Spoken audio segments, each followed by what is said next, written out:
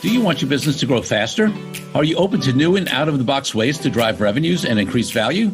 How do you imagine the most successful entrepreneurs and business leaders double, triple, or expand their businesses tenfold or more? The answer is deals. This is a weekly podcast featuring conversations with business owners, executives, and leaders as we reveal behind-the-scenes details that give you, our listeners, the confidence to pursue your own deal-driven growth. On the show, we discuss a huge variety of deals, everything from large, complex mergers and acquisitions to smaller deals that you can do even without significant capital. My name is Corey Kupfer, and I've been supporting deal-driven growth for businesses for 35 years as a successful entrepreneur, professional negotiator, and attorney. My goal is to help you strategize, plan for, find, and complete deals that will help your company grow faster. Welcome to the Deal Quest podcast. Let's get started. Stephen Sachs worked 30 years in the fashion industry and created a brand that was being sold in over 30 countries, generating over 30 million pounds a year in revenue before being acquired.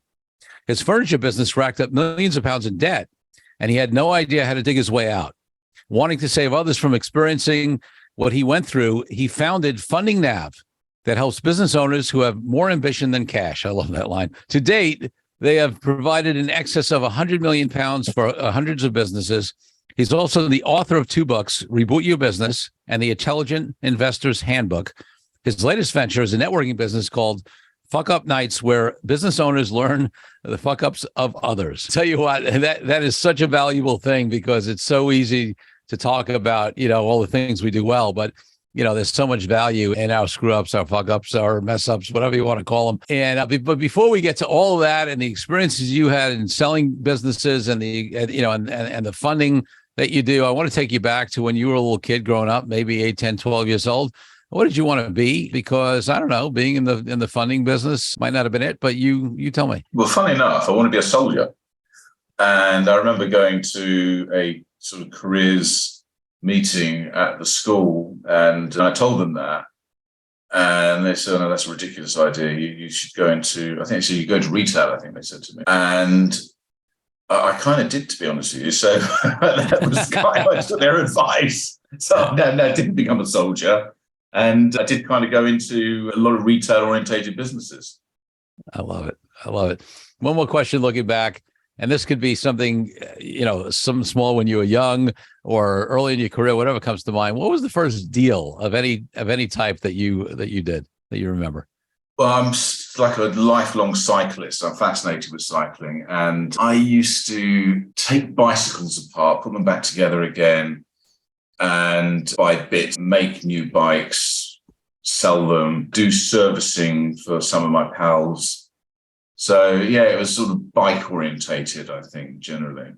Love it. I used to do a lot of cycling, and I've started to get back into it. I always loved it. And I did like these across state rides in the United States, like the Cycle Oregon and the Ragbri Ride, which was the first big one that's done in Iowa every year. And how far is that? How far is it to cycle across Iowa? So if I remember right, one of them, I'm thinking Oregon might have been longer. So I think one of them was like 480 miles over a week. One was more like 420. Yeah. So 60, 70 miles a day on average, kind of thing. So, it's a decent ride for 7 days, and you're camping out. So, yeah, but it's the Ragbri Ride, which is the Register's annual Great Bicycle Ride across Iowa, was the first one in the U.S. that did like this organized cross-state ride. And it's huge. I mean, they have, I think when I did it, the last time I did it was like, it might have been 20 years ago, and that was the 25th anniversary. They had over 10,000 riders who signed up for the whole week. 10 to 12,000, and then they had another 2,000 or 3,000 that would join like just for the day in various segments. And they've got they have bands playing and food things along the route, and it was an amazing thing. Cycle Oregon was a little less populated, and we went over both ranges of Cascade Mountains and finished at the Pacific Ocean. It was pretty wild. I always said, for me, cycling would always get my mind off everything else because I was either focusing on the beautiful scenery and the pace we were doing, or I was focusing on the pain. And either way, I wasn't thinking about anything else, so it cleared my head. Yeah. I'm actually involved in a cycling. We're cycling from London to Sydney, Australia. Oh, wow. How long is that? Well, as it happened, so it's around about 12,000 miles, but we're doing it across 25 years. So we started this year. We went London to Paris, and next year we're doing Paris to Geneva. And each year we do a stage, and it's all business founders. Yep. And we're raising money for orphans in Africa. But obviously the reason we're doing it primarily is because it's kind of something to do. So it's for me. I mean, I started when I was 57, as I'm still 57, and I'm aiming to finish when I'm 82. So I think it's kind of really good. It's kind of like it's a lifelong goal of remaining relatively fit throughout that period. So it'd be interesting to see how many of us actually get to the end and finish that. It's sort of like, and how many of us are going to be in sort of like wheelchairs at the end and sort of like, or not there at all, I guess. I love the concept and the goal, though. Like, some of the, I just love that, a 25-year commitment or goal at 57. That's phenomenal.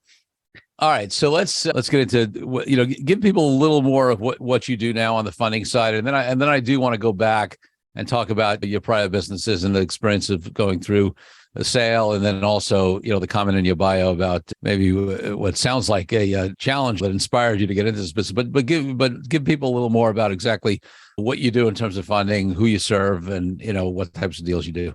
I'll just give you the pitch, which is a minute, which is that you've said it already, that we help businesses that have more ambition than cash, but more specifically, we do that in 5 different ways. We advise and consult on funding strategies. We offer access to free sources of capital, which includes things like tax credits and grant funding. We help businesses to raise debt, which is often venture debt nowadays, rather than asset-based lending. Yeah. I help businesses to sell equity through the sale of shares to angels, high net worth, VCs, or family offices. And we're heavily involved in mergers and acquisitions. So the job essentially is to be very social in the whole business growth area. And in London, and I think in most sort of metropolitan cities nowadays, but in London especially, it's very easy. It's a kind of thriving business growth area. There's a lot going on, generally in service businesses rather than in sort of manufacturing or product businesses. And some of those businesses, for one reason or other, either they're going through a growth stage, there's something going on around an acquisition or something like that, they need a turnaround, they're declining in some way. The cash being a bottleneck is obviously a common issue in business. And I think that it's helpful for me to empathize with business owners going through those issues, in that I'm very experienced in operating businesses, and I know what it is to need to make payroll, sort of later in the month, and to wonder how the hell you're going to do that and where that money is going to actually come from. Sure. I think a lot of the people that are operating in this area are either ex-bank managers or accountants, and I think that the fact I'm neither of those things is a kind of like a skill.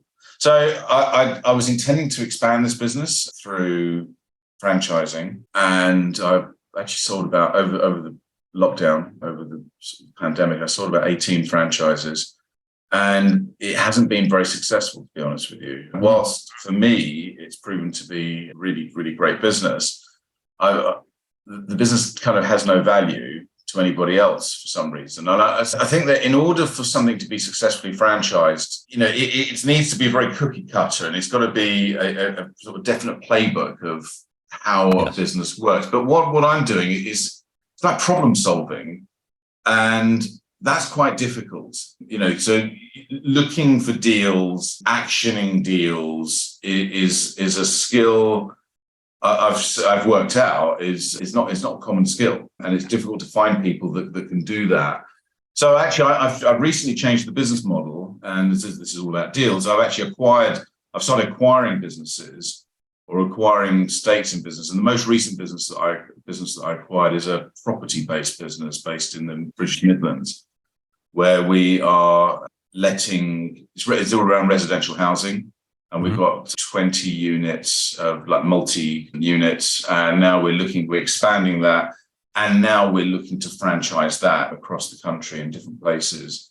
So I think that, the model now is Funding Nav is really great for me, and finding businesses, helping businesses in the ways that I described, and then acquiring some of those businesses, a stake in some of those businesses, and then growing those and growing capital value through that. So that's kind of a learning which I've had sort of recently around this. It's interesting. I appreciate you sharing that. I mean, yeah, you're right. I mean, if you look at the most successful franchises, right, I mean, they're the ones that are in businesses, and it's not just, I mean, obviously like the fast food franchises, or, you think about those, but even when you get into more service-based businesses, yeah, it needs to be an easily repeatable, right, learnable process, because by nature, and this is not any kind of dig or I'm not trying to put anybody down, but people who buy franchises are different people than people who start business from nothing. And I've always, I mean, even in my business, I mean, and a lot of my clients as well, the hardest, you phrase it a different way, I look at it as people who are good at strategy, right? Strategic, figuring like out all the pieces and helping people put something together, few and far between. And it's tough to create a repeatable process out of that, right? Because it is sort of like there's part science, but there's also sort of part art, and there's part just feel, and there's part just being able to listen to people and I don't know, see the field. It's hard to describe. It's hard to replicate, right? Yeah, I mean, I recently read a book, or I listened to a book actually on Audible. I think it's called $100 Million Deal, and it's around a guy who works specifically in the gym business in the United States. And he had some gyms, and he made those gyms really successful. He sold the gyms, and he wound up with no money. The whole thing, that the deal part didn't work for him. And then he started to sell a service of growing the revenue and the profitability of gyms, specifically in the United States. And he was going around the country doing this, and he was making a lot of money. And then he changed the service from a sort of a done for you service to a done by you service. And he seemed to be massively successful. If you read the book, for sure he was or is. And I think that, yeah, that niching makes it possible to expand. But if you're just saying, I mean, I work for gyms. I mean, my deals I've done recently include businesses in cleaning, asset management, facilities management, logistics, clothing, sustainability, software. It's across everything. That broadness makes it really, really, really difficult to. And the solutions I'm selling to them are not just one thing. It might be advice. I mean, the biggest piece of advice which I give to any business, in fact, the business which I just acquired, is prices. It's just like the number one thing which I see in businesses is businesses not charging enough. Yep. And petrified that an increase in price is going to make all the customers run away. Of course, right now, everybody's having to increase their prices because across the world we've got in sort of inflationary pressures that we haven't seen for years. So sure. maybe now everybody's kind of being forced to take that advice, and it's kind of an easier thing to do. But certainly up until last year, it was really, really difficult to get people to do that. Yeah, listen, even the ones that are raising it now, the problem with them is that if they haven't raised it for some years and now they're just raising it, they're probably just raising it maybe to barely keep up with inflation, if that, right? So they're still behind, right? I mean, they just won't fall maybe further behind because they're being forced into it. But no, I've seen that as well. I mean, I think I've told it on this podcast maybe a while ago, but many years ago, at a time, we don't do any of this work anymore. But when I was much earlier in my career and we were doing some residential real estate, closings and things like that, because I evaluate everything from a business point of view. I run profitability analyses on everything, which is lawyers, by the way, are notoriously horrible at doing that, in general. So the going rate, in New York City for like a real estate closing was very low. And I realized I couldn't make money on that. Not the way I wanted to do it with the kind of service that I wanted to provide.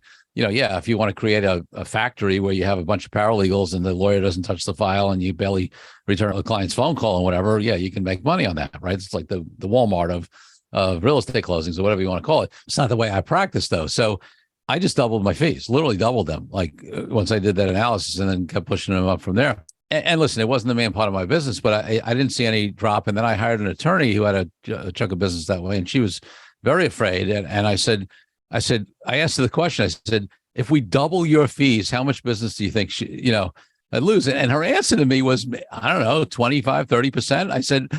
I said, even if you're right, like you may not even lose that, but let's say you lost 30%, right? You're now making, more money for a lot less work, right? Because you're losing 30%, but you're making double, Yeah. right? So Yeah.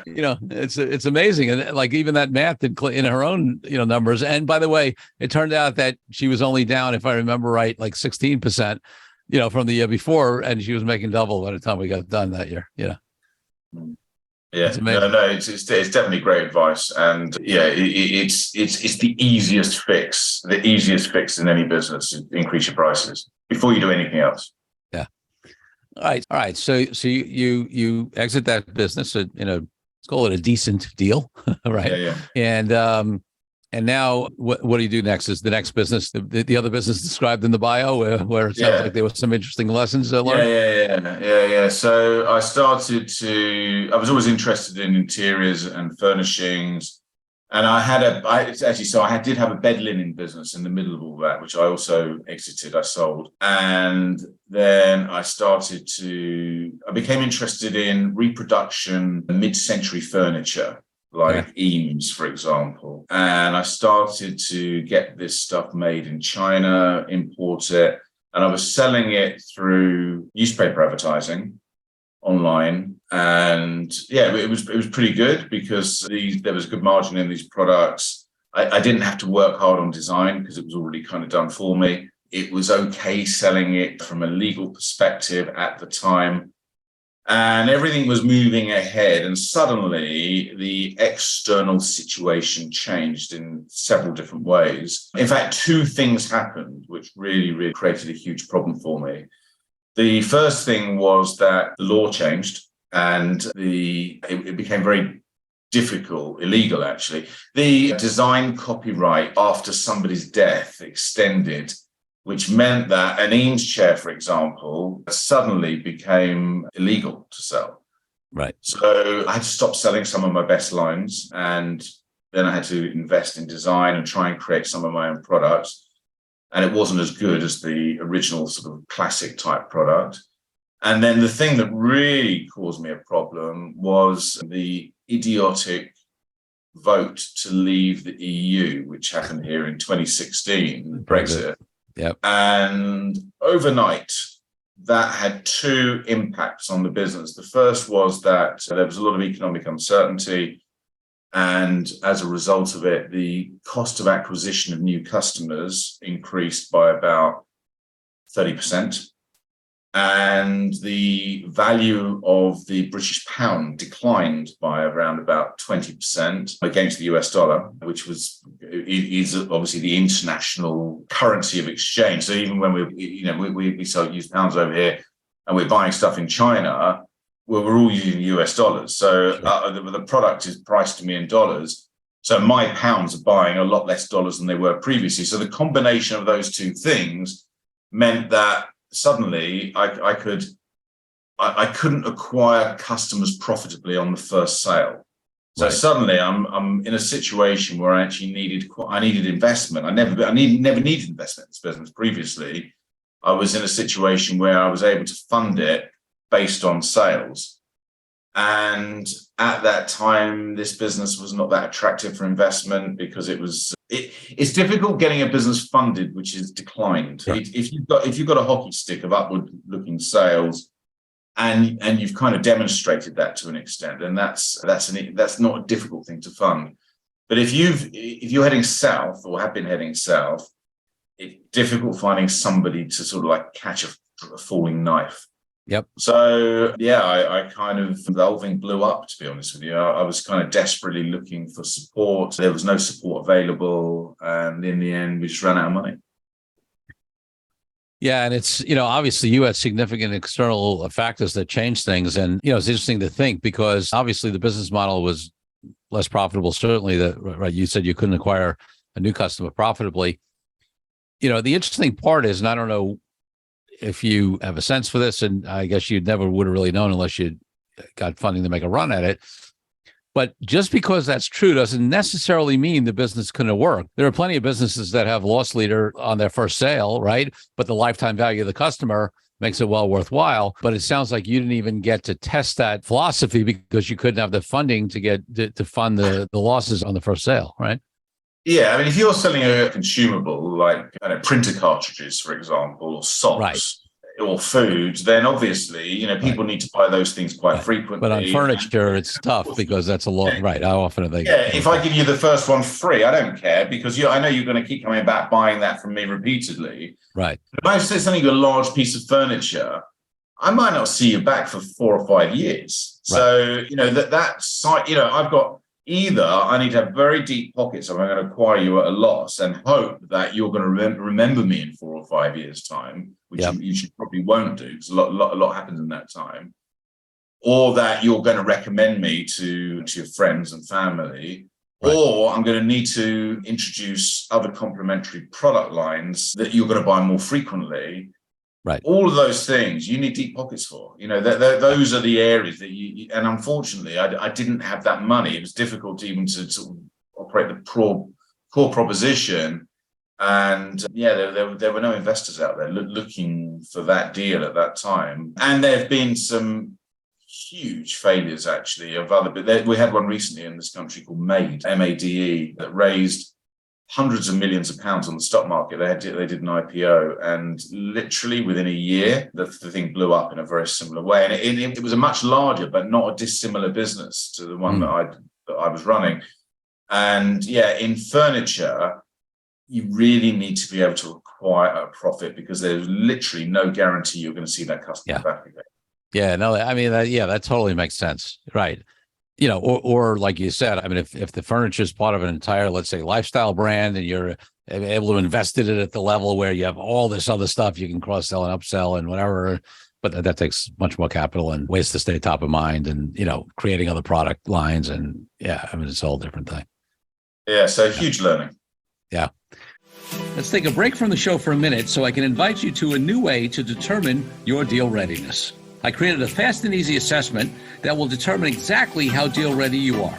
Once you complete the assessment, I use your responses to identify the obstacles that are holding you back from being a deal-driven growth genius.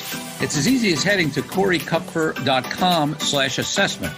That's CoreyKupfer.com/assessment and filling out a few multiple choice questions. I'll be checking in after the episode to see what your results are. Now back to the show. All right. So you, as opposed to just hiding under a rock or even licking your wounds and coming out and starting another business somewhere else, you dove headfirst into the thing that, I mean, it wasn't the thing that triggered the killing of your business, right? The triggers were Brexit and the law changes or whatever, but ultimately the business died because of lack of capital, right? And you decided, hey, I'm going to go out of that experience, try to help solve this for other folks. So talk about that journey, like just even the decision to, do that. So I sat in a number of different meetings with funding facilitators. And, this was at a time where I was, I suppose, increasingly desperate. And I'm sitting across, one side of a table negotiating, and I'm thinking more and more, I wish I was on your side of the table. I'm the guy with all the problems here. You seem to have some solutions. And at the end of this meeting, maybe I'll get a solution from this, but you're going to walk away with fees, and then you're going to get to sleep tonight. And so I thought, and that kind of stayed with me. And then when I had the opportunity, I thought, I just need to do that. That seems to me like a really, really great opportunity, and so it proved to be. And I didn't know much about that industry, and I went out networking in London. In fact, exactly 7 years ago, January 2017 is when I first started this. And I went out networking, breakfast, lunch, dinner, meeting business people, finding out what other services people were offering, and then kind of slotting myself into where I could see there to be a space, building up all the various contacts that I had, and gradually and quite quickly, actually, this gathered momentum. And in the first year, I made more money than I'd made in the previous year with this bigger infrastructure. I had no structure. Literally, I was just walking around, with a mobile phone and a computer. That's all I had. Yeah. And through my experience and my contacts, I did pretty well in that first year, and I haven't looked back since. I literally put no capital into the business. and it continues to grow and provide me with a kind of really, really great return, and the platform and the capital to now invest in other businesses. So yeah, I'm delighted. That's great. It's interesting. It's a totally different context, but something you said reminded me of a guest we had on not too long ago. Well, by the time this airs, it'll be a few months back. But on episode 208, we had Scott Carson on, who's in the real estate side in the U.S. and he buys mortgage notes. And it reminded me when you said that when you were trying to raise that money and getting more and more desperate, you were looking at the other side of the table saying, wow, I think it's way better over there. Scott's line about, what he says, what she loves is he says, most people, like the mortgage note business is a great business. Most people are just on the wrong end of it, right? They're on the end where they owe the money as opposed to, on the end where they own the note. And he's a guy who buys up mortgage notes on distressed properties. And he actually tries to keep people in their homes, not throw them out, tries to get the loans performing again, but he gets them at a discount. Obviously, if he's got to foreclose, he does. But the point is, I don't want to go too far down that road, but it was an interesting thing, just this perspective of saying, hey, maybe the other side of this transaction, of this deal, is the better place to be, Yeah, no, I think that it's, when you have that kind of realization, you just kind of get driven internally to before long, you find yourself on the other side of the table. It's kind of inevitable, I think. Yeah. All right. So talk a little bit more specifically. I mean, you mentioned it earlier, but on the different types of loans and the businesses. But let's talk about like size of loans, the size of businesses that you deal with. You gave some examples of the industries and the types of lending. But what about size of company, size of loans? The stuff I've done recently is businesses from around about $5 million in revenue up to $60-70 million, and in terms of loan size, from 1 or 2 million up to 20-25 million type level, but both loans and also investments. Yeah. And is it all in the UK or is it outside the UK as well? To date, 98% of our business has been UK based. Mm-hmm. Got it. Great. And do you mentioned something and I'm not sure what you were saying. So do you actually make personal investments as well, or do you participate in any of these syndicated deals, and are they syndicated, or are you mainly matching people with appropriate investors and lenders? Well, initially it was all about broking deals and advisory. Increasingly now we've developed the capital and the wherewithal to start to make our own investments. Yep.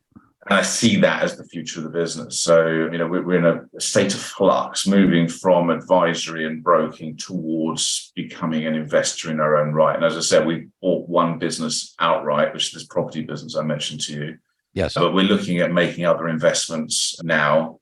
And so I would imagine over the next few years, we'll increasingly move to that direction of becoming an investor and lender. So that's an interesting transition, right? Because it's different when you're connecting people with other people's capital, right? Making your own investment decisions is a very different thing. More risk, more reward, right? Certainly. So in terms of in this evolving business model and like somewhat early stage of it for you, what are you looking for in terms of the types of businesses you're looking to buy? What kind of due diligence are you doing? I'm not talking about it at a detail level, but like, what's the criteria and how you're vetting these businesses? Like, how'd you come across and decide to do the property business deal? The primary criteria is finding a motivated seller. Yep. Everything else follows, frankly. That is like number 1 to 10 is motivated seller. And you have to understand the motivation, and it's not that the business is failing, it's that the business is not a good fit for the entrepreneur or the founder any longer. And they want to move in a different direction for whatever reason. And in a particular example of the business that we acquired, there was a founder. He'd sold a share to another guy, became his co-founder. Both of them wanted to emigrate. One of them had already moved to the Isle of Man. He's a YouTube influencer now, actually, which is a really interesting business model.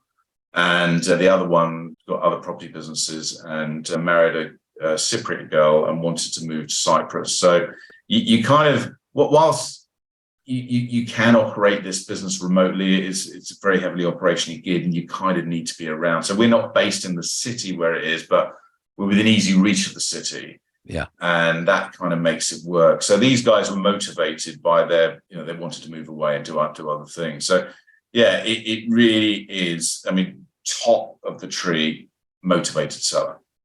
Yeah, that's a great point. I mean, obviously, I think things change as you talk about size of businesses, right? And the level of efficiency of the markets, right? So when you're talking about, the small and medium-sized business space, there are all these opportunities where you gave an example where individual people's life decisions, right, impacted their interest in continuing, or not continuing to operate their business. On bigger companies, obviously that doesn't necessarily happen as directly related, but I think it creates great inefficiencies in a great way, right? Like, one of the things I talked about in this podcast a lot, and just my philosophy is, I have plenty of money invested in the stock market and a diversified portfolio that I, dollar cost average and put money in, and I expect it to grow over time, but I can't compete in that market, right? It's way too efficient. There are too many, not to mention all the stuff that goes on, behind the scenes in the program trading systems and the computers that I'll never, whatever. But in the small business to medium business realm, there are inefficiencies, and the seller's motivation is, I think, the biggest opportunity to take advantage of that inefficiency, right? And when I say inefficiency, I mean, like where you can get value, in purchasing a business, and it still feels like a good deal for the exiting sellers because, again, they have these other motivations, right? Yeah, but I think that you're wrong to say that you can't see that in the stock market. I agree. The way that you're investing as a small guy, you can't do it there. But the players in that market the changes happening all the time, right? So businesses are rationalizing their strategy. Somebody might say, I'm kind of, we don't want to be in this particular industry anymore. This becomes an unloved operating unit. We kind of want to exit this business. They're a motivated seller. Yeah, it's not. They're not one guy. This is a corporate deciding that they want to exit, and that's the business that you want to be looking at and thinking, oh, hang on a minute, there's some hidden value here. I could acquire this asset at a substantial discount. This is my opportunity. That's the market I want to be playing in. I guess I'm a value investor, right? Yeah, so, clearly. I was looking at Tesla, for example, like a year or so ago, and when it was like crazy times. Yeah. And I'm thinking, some people are rushing in. We need to buy more Tesla. We need to buy more Tesla. And you're thinking, this is just not sustainable. How can this guy be selling? It's almost impossible for this company that's, to be worth more than Ford and General Motors and all these other companies put together. How's that even possible? And Volkswagen. And now you can see it's not possible, right? It's kind of, suddenly this whole thing is heading south in a big way. I think 14% yesterday alone. Yep. So yeah, for me, I'm kind of interested in, I'm interested, I suppose, in an unloved asset, so, and I think it happens all across the market, and you just need to be there in an imperfect market, probably not in real estate where, it does happen, but it happens a lot less. But in business sales, business owners may be experienced in building a business because obviously they built that experience over time. But a business sale happens very infrequently. So when they come to make a sale, even experienced business people are very inexperienced. And, if they're heavily motivated, then there's great value in that market. You just need to be patient and be there looking all the time. And you need to be able to recognize that value. And then you need to jump on it when you see it. Well, yeah, and that's the other thing, the ability to jump on it, because first of all, there's the ability to recognize it, right? And that's a skill, that's a deal making skill, to be able to even identify that it's available. And then there are more people that can potentially identify that it's available, but not necessarily be able to take advantage of it, right? Because they don't necessarily need their own capital, but they at least have to know how to raise capital, right, to be able to do a deal like that. So that combination of being able to identify the opportunities and being in a position through either one's own capital or access to capital to be able to take advantage of it is really a key combination, right? Yeah, and it doesn't take long, given that businesses sell on a kind of algorithm, which is generally earnings multiplied by some kind of multiple, the multiple being connected to the repeatability, the industry, a number of different factors. It's if you can increase the earnings a little bit, and then you can increase the multiple a little bit. In the example you gave previously, where you're talking about increasing your prices, doubling your prices, and losing 25% of the business. if I can increase the earnings by 30%, and then I can increase the multiple by 50%. I can't quite work out the math, but that's a large increase in value that to the earnings of that business that I can actually sell that business for. So that doesn't take much. It's just a small incremental increase on both sides of that equation, and then go out to the market. And there's a lot of value there. And I sincerely believe actually that's the quickest way to build wealth. I think so too. But I often talk about the mindset of a deal maker on this podcast, and I talk about, what it takes a little bit. And, it's interesting because you made a comment, which I agree with, which is that it's the easiest way to build wealth. But the truth is only a tiny percentage of the population take advantage of it, right? So what is it in your mind that distinguishes the people who actually take advantage of that quickest way to build wealth and everybody else? I suppose this comes back to my failure to build Funding Nav as a franchise, which is, as you said, most people are looking for a kind of like a done-for-you solution, and are just not, I don't know whether able to, willing to go out and make things happen themselves. And I don't know why that is, because I'm somebody who likes making things happen themselves. Then I find it difficult to understand that other mindset. So I'm probably the wrong person to ask, Corey, to be honest, because for me, this is just playing a game, right? This is, this is like, I love playing Monopoly with my daughter, for example. It's just like grown-up Monopoly, really, isn't it? It's just looking at growing wealth, having a strategy, and it's a game. It's a game that we play over time. For me, it's my life. It's one of the sort of three main parts of my life that I would never ever give up. And I look at people who are looking forward to retirement, and I just don't understand that at all. I want to be cycling into Sydney in 25 years' time, but I'd still like to be doing deals at that time as well. I don't want to be giving that up. Yeah. It's a love of the chase, a love of the game. See, it's interesting because on the one hand, you said to me, maybe I'm not the guy to ask because I don't understand those people. But then you actually gave the contrast, right, of who you are, and I think that was very informative of the difference, right? I mean, that want to be in the game, that even looking at a game, the chase, the 25-year view, all of that stuff that you talked about, I think is, a lot of what is that difference in mindset, of a deal maker. And it's funny. I appreciate you sort of going through that analysis in real time, because, what happens with many people who are great at what they do, whatever it is, whether it's deals, whether they're woodworkers and master craftsmen, whatever it is, right? Like, I love this term. There's a term that I got introduced many, many years ago from Bob Proctor, where he used to talk about unconscious competence, right? Like, you talk to somebody who's great at something, but they can't really explain how or why or that they do it, because it's just, they do it. It's just what they do, right? It's who they are. There's some natural abilities, some things that have been learned and honed and added to that. And it's often hard for those of us who have that kind of, I'll call it mastery or even just high level skill in it, to really break it down and understand what it is that makes us different. And then it makes us, we have trouble understanding people who aren't like that sometimes. And it's a challenge. Yeah. I mean, over here, you're probably aware that soccer, you call it soccer, we call it football. Yeah, football. Yeah. Is like a religion. Yeah. And, the players, and this is a big money game, huge, players earning tens of millions of pounds in salary and huge transfer fees.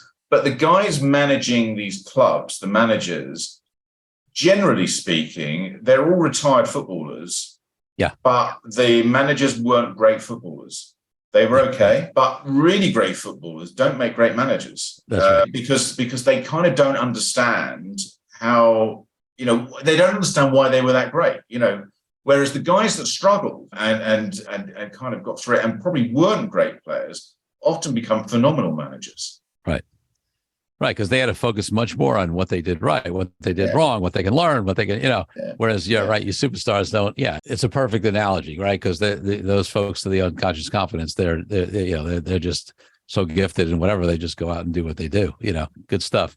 Well, listen, before I get to my final two questions, because we are coming to the end here, is there anything else about what you do or the market in general, or whatever that anything you want to talk about as a last topic before I ask you my final two questions?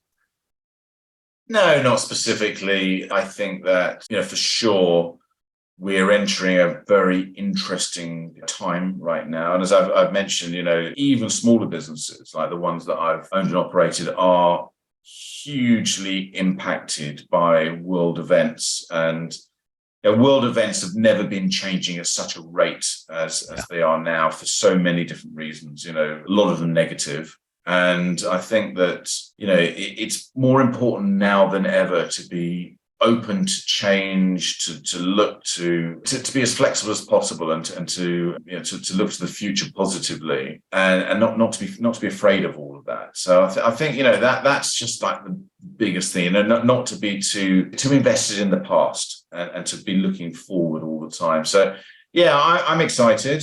And I think 2023 is going to be a phenomenal year for me and for the various business interests that I have. But generally speaking, I think it's going to be quite tough for a lot of people.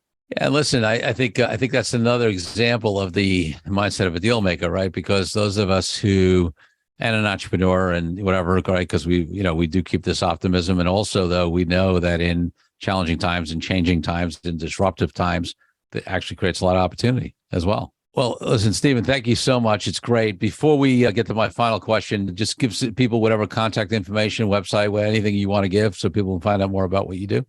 So the website is Funding Nav, in fundingnav.com. So that's where the business lives. And if you want to contact me directly, then I'm on LinkedIn, Stephen Sachs. SACKS. So yeah, I'm happy to connect with people and sort of chat and see whether we can offer any value. Awesome. So Stephen, my final question on the podcast is always about my highest value in life, which is freedom.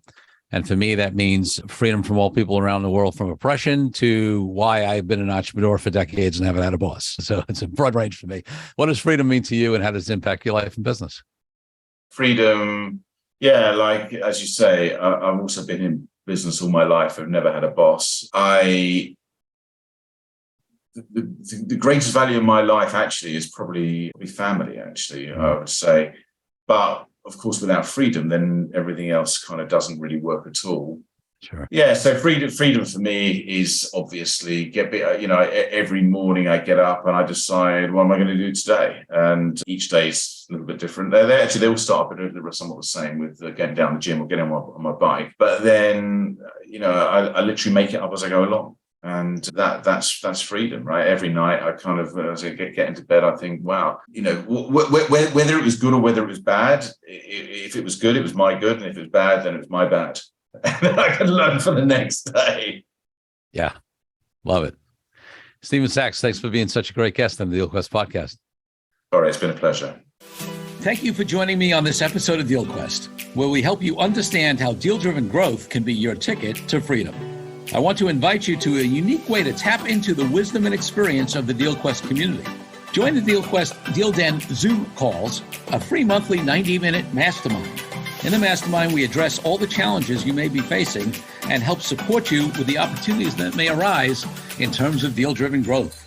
You will get input not only from me, but all the members on the call will collaborate and serve each other in a mastermind format. To sign up for the free mastermind, go to www.corykupfer.com/dealden. That's corykupfer.com/dealden. I'll see you there. I'm Corey Kupfer. Until next week, wishing you the freedom and financial prosperity that I know your DealQuest will bring.